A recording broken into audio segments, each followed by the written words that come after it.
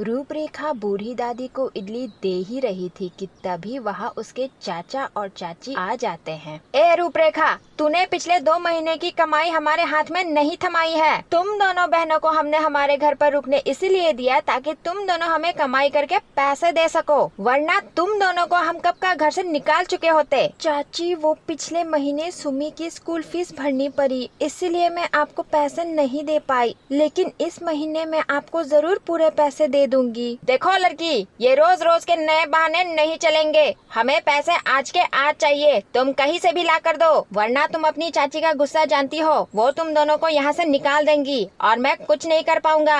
नहीं चाचा जी, ऐसा मत कीजिए, मुझे थोड़ी सी मोहलत दे दीजिए, मैं पूरे पैसे आपके हाथ में दे दूंगी, हमें घर से मत निकालिए। मैं तुम्हारी बकवास सुनने नहीं आई यहाँ। देखो जी, मैं तो कहती ही थी इन्हें घर से निकाल देते हैं और घर किराए पर चढ़ा देते हैं, हमें कुछ पैसे तो मिलते। ये दोनों तो बस मुफ्त की खा रहे हैं। अरे कमला, अपने गुस्से पर काबू रखो। फिलहाल हमें इससे 10,000 मिलेंगे पूरे 2 महीने के, और ये मत भूलो कि अभी तीसरा महीना चल रहा है, तो इस हिसाब से हमें पूरे 15,000 मिलेंगे। फिलहाल के लिए इसे थोड़ी सी मोहलत दे देते हैं। जैसे ही 15,000 मिलेंगे तुम इन्हें निकाल देना। ठीक है जी, आप कहते हैं तो मैं मान लेती हूँ और फिलहाल के लिए इसे रहने देती हूँ, लेकिन अगर महीने के आखिर तक इसने पैसे नहीं दिए तो मैं पक्का इस बार इन दोनों को बाहर निकाल दूंगी। सुनो लड़की, सिर्फ 2 हफ्ते का वक्त है तुम्हारे पास, और अगर 2 हफ्ते में तुम हमें पैसे नहीं दे पाई तो अपना बोरिया बिस्तर बांधो और निकलो यहाँ से।